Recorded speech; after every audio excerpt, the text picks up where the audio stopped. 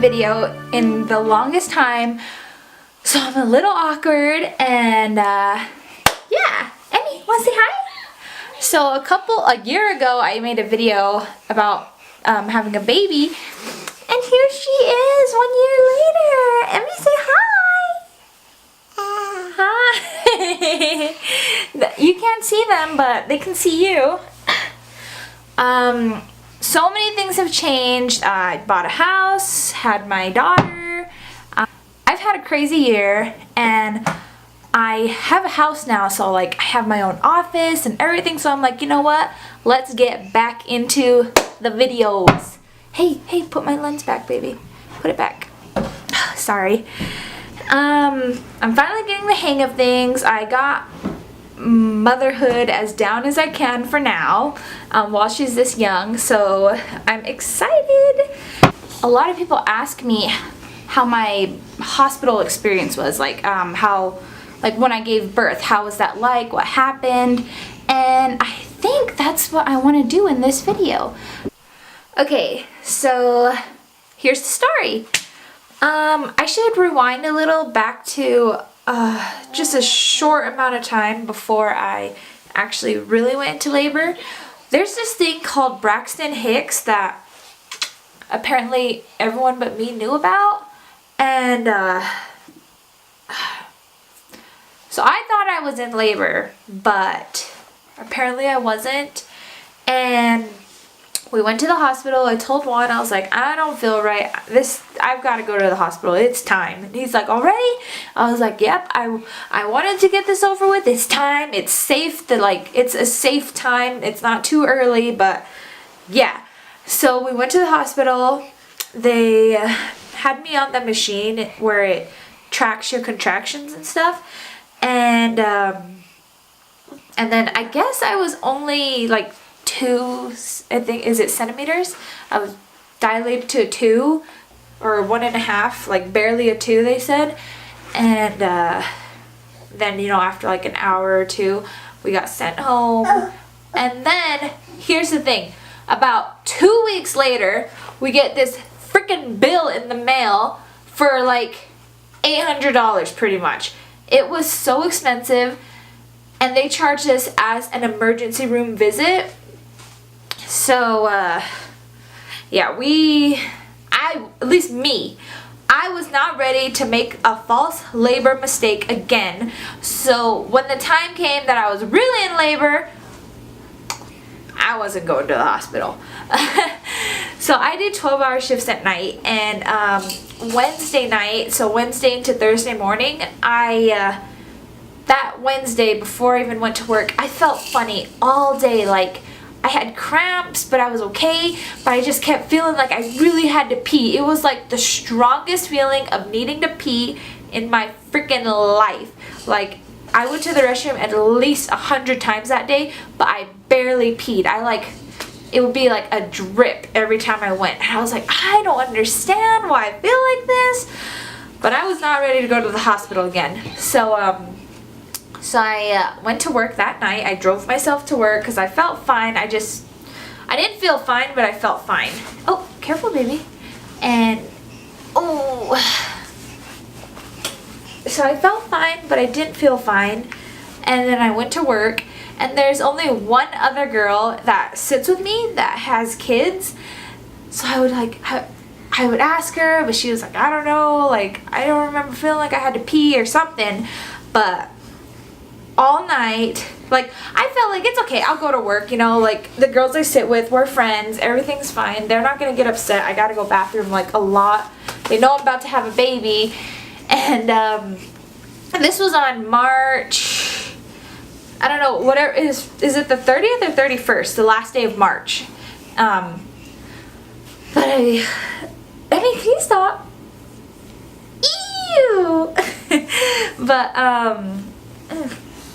sorry you guys, everyone else is sleeping, so it's just me and my girl.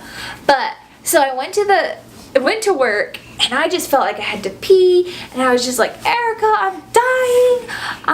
And then she's like, you're fine. And then through the night, my pain, it got, Emmy, stop, let go. Okay, so my pain got worse throughout the night, and I was like grabbing my desk, and I was like, Erica, help me. And she would just look over at me like, you're fine. Oh, every time she said that, I was like, I'm dying.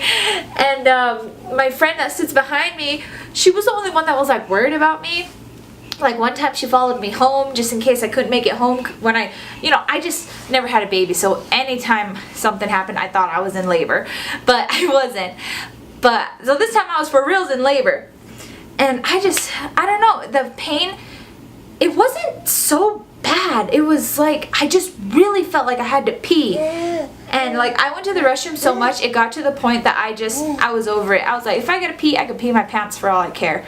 Like, I was done. I was over it. And then I drove, so after work, ouch. After work, I drove home, and I had a doctor's appointment that Thursday morning, like just my weekly checkup. When you get to a certain point, you go to the doctor's every week. And Juan actually went to work. Well, he asked me before, like, don't think stop.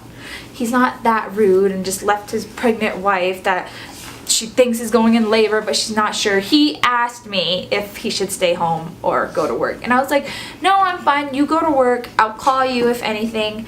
And my mom actually took me to my doctor's appointment, and when I got there, he asked me, my doctor asked me, so how do you feel? And I was explaining to him, I don't know, because I just like have this weird, my tummy just feels funny, but I feel like I really have to pee, but nothing's coming out, so I don't know. And he was like so confused by what I was saying, so he actually had me go sit in the room to check my contractions.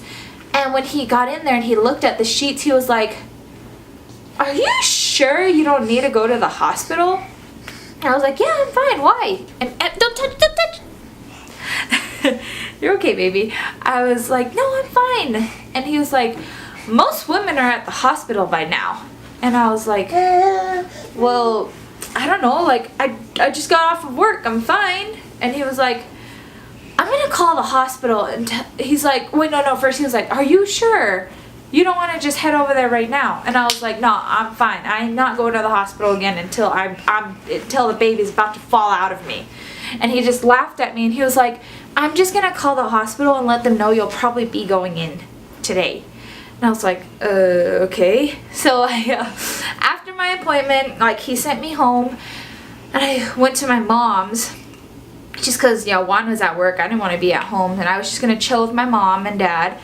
And then I kept having to go to the bathroom still, so I was eating McDonald's breakfast, actually the hotcakes with sausage, and I stopped eating. Like, I took like 2 bites and then I stopped eating, and then I kept going to the bathroom, right, to go pee.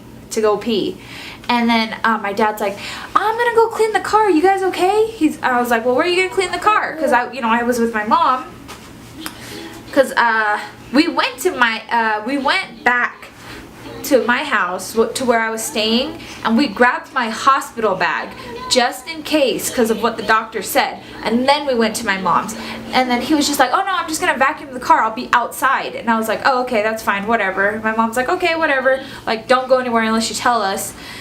And then I just kept, going back and forth from my McDonald's to the bathroom.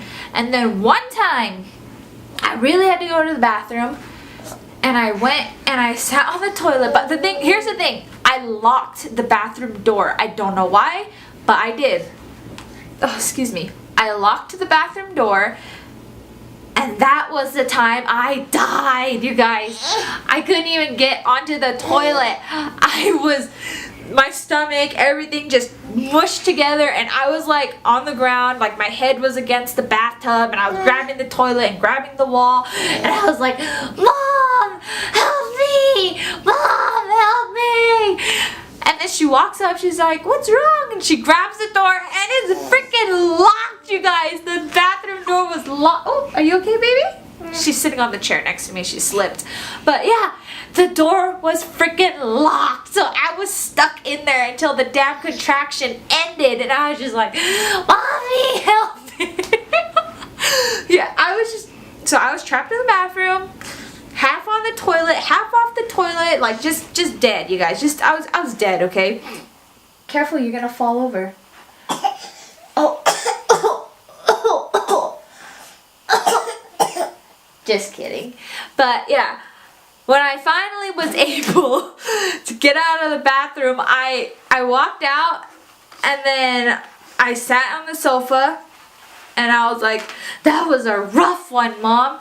And she was just like, oh, are you okay? Are you sure you're okay? And I was like, I don't know. And then it happened again. It freaking happened again. And I was like, that's it. That's it. Take me to the hospital. Take me to the hospital. And then I went to the bathroom again. But this time I didn't lock the door. I was smarter. This time I was smarter and I did not lock the door. And then when I came out, because my mom had my dad come inside, because oh, it's okay, baby. Because she told him that I wasn't feeling well. And then, so he came inside and started eating my freaking McDonald's, because he thought I was done. Oh, I was so pissed. But I came out, and I was like, what are you doing? And he's like, oh, aren't you done eating? No, I'm not done eating. But after I yelled at him, I was dying again. And then I was like, yeah, you guys need to take me to the hospital right now. So my mom's like, it's time, it's time. She grabbed my bag and my dad was still sitting at the table. And he was like, right now? Can I not finish? I was like, really? And he's like, okay, let's go. And then he ended up saying, I'll meet you guys there. Wait, no. That wasn't that time. It was a different time that he said that. My bad. Him and my mom drove me to the hospital. He sat in the back seat because he told me the front seat was more comfortable. That's why I thought that was that time. But yeah, so my mom and dad took me to the hospital. And while I was on my way, I called Juan. And I told him, I'm going to the hospital because I think I'm having a baby. And he was like, do you need me to go? He's like, okay, I'm on my way. I was like, wait, no.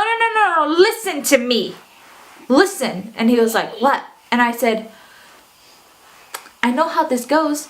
Women go to the hospital all the time and they sit there forever. They sit there for freaking ever. You take your time, clean up what you need to do. I'm not telling you to finish your shift, but take your time.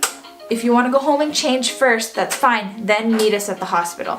So he took his time, but he was really quick. He was within the hour. And then sorry, my legs hurt. So we got to the hospital, we did the check-in, they put me on the same machines. They're like, okay, yeah, it's time. We're gonna get your room prepped. Then we got into our room and everything. And it wasn't really like, I wasn't like screaming, like you see on TV or anything. No, it was actually really calm. It was just super uncomfortable. That was the only thing. So it was a while. They got us in the room and we were just chilling. I was so hungry and so tired. And the thing is, I was sick at the same time too. So it sucked. But I was just so uncomfortable. I couldn't fall asleep. Careful, baby. Careful, baby. I was so comfortable and I couldn't fall asleep. And then it was a couple hours before they're like, just let us know when you want the epidural. Let us know when you want the epidural. It was a couple hours. And then I was like, okay, I think I'm ready. And then after we got the epidural, they give you a button and you could click it. You just click it whenever you want more. But it just, after a certain amount, with a certain amount of time, it doesn't give you any more. But I just maxed it every time. Just because it wasn't really because I was hurting. It was more because I was afraid to hurt. Oh, careful, baby. Oh, but here's the thing, you guys. The freaking epidural, everyone says that hurts. It does not hurt. I'm just scared because they tell you have to stay still. Don't move. If you move even the slightest, then this or that's going to happen. And I'm like, oh, okay. So it's more scary, like having to stay super still while they put it in. What freaking hurts is when they put that damn IV in your freaking hand and they put it, oh, sorry. They put it in the most uncomfortable spot, and that mother trucker hurt like a bee when they put it in your hand. The epidural was nothing. It was whatever, right? It was just really cold when they put it in. It was super cold. But that effing IV hurt so bad. Come on. So my family shows up after work and this and that, because the hospital room is so big. They literally, they don't have a limit of how many people can be in the room with you. They just have to have space. But the room was so huge. We had my mom, my dad, Juan, my cousin Tim, 2 of my aunts. Like, the room, there was a lot of us in there. And I didn't even care. Like, they come and check you every so often. I didn't even care. They're like, do you need anyone to leave the room?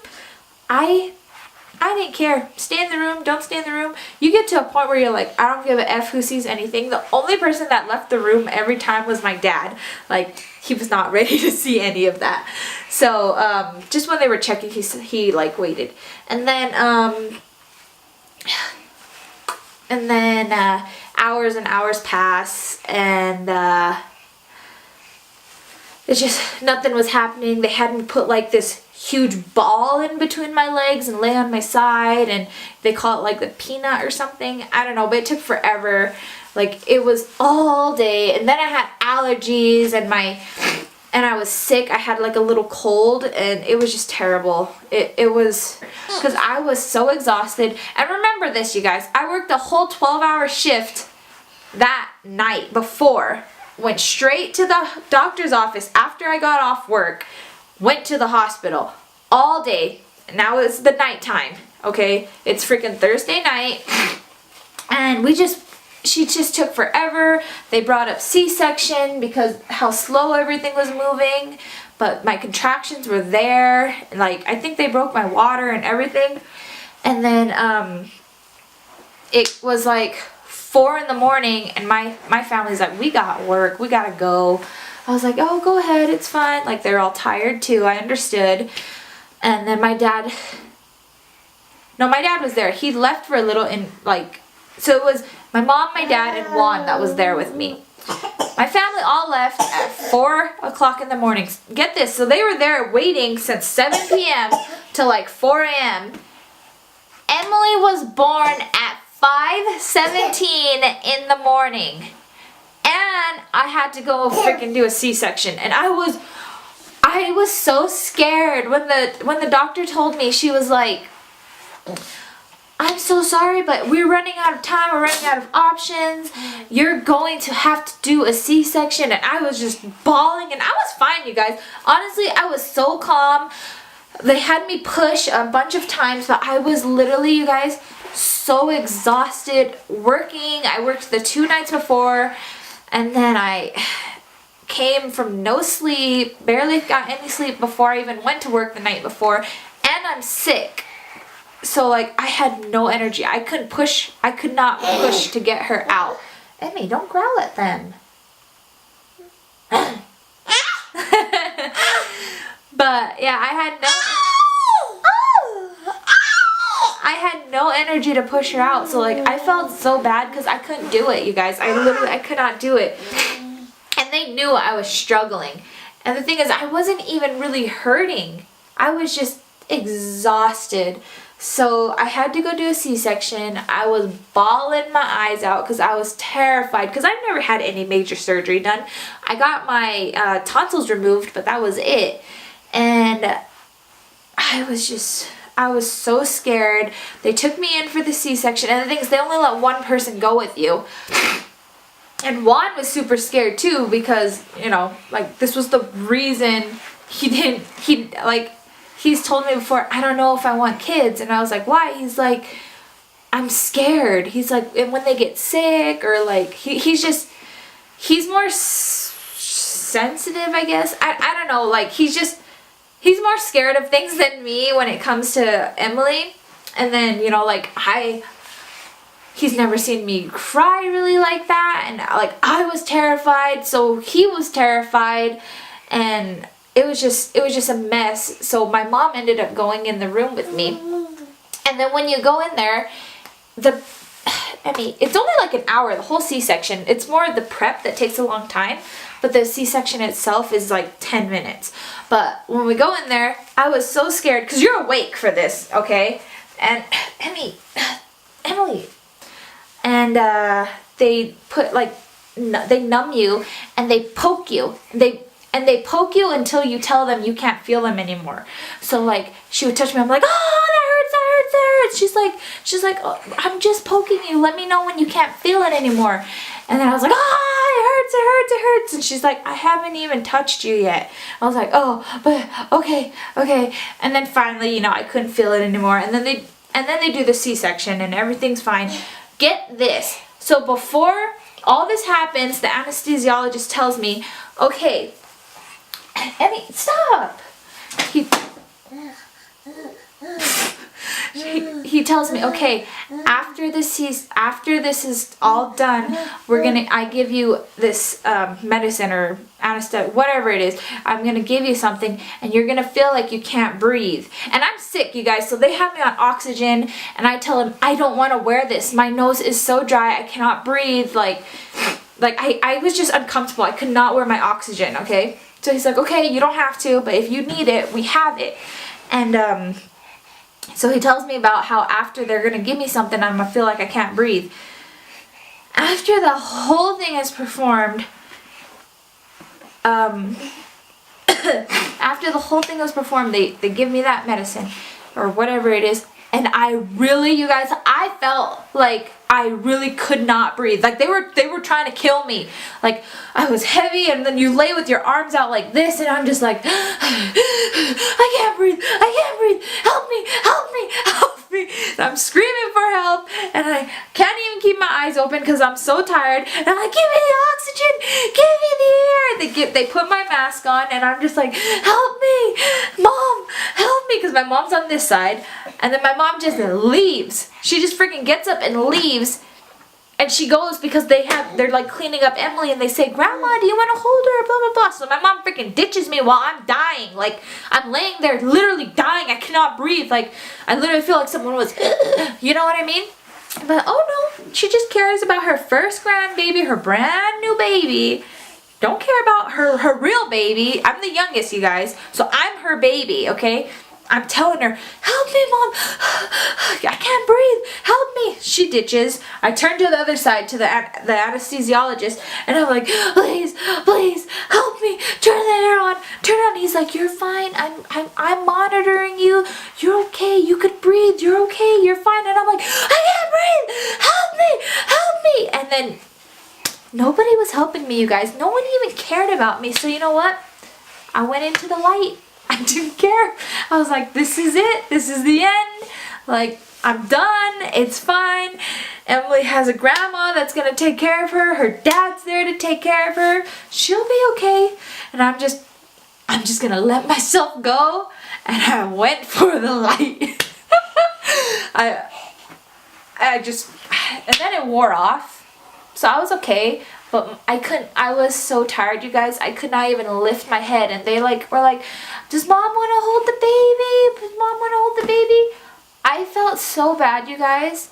Literally, I was so tired, so exhausted. I couldn't hold Emily for the first couple hours of her life because I knew I would have dropped her if I held her. Literally, you guys, I was that exhausted. I was tired. I was sick.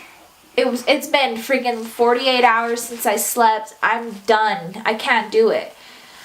So I fall asleep for a little bit, and then my mom, is like happy. She got her time with Emily when Emily was very first born. And yeah. So afterwards they wheeled me back to the room. I said hi to Juan. I was awake, and I watched them, I watched my mom give Emily to Juan, and that was the sweetest thing ever. But yeah, after that, they just took us to a regular room, and I stayed there for a couple days, and that was that. That was my birth story. I hope you guys enjoyed it. I don't know if it was similar to anyone else's, so if you want, comment, message, make a video and tell me to watch it. Anything, did you have an experience similar to this? Emily, stop. Because that was mine.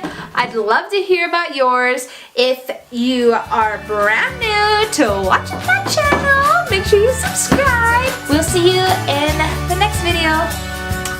Bye.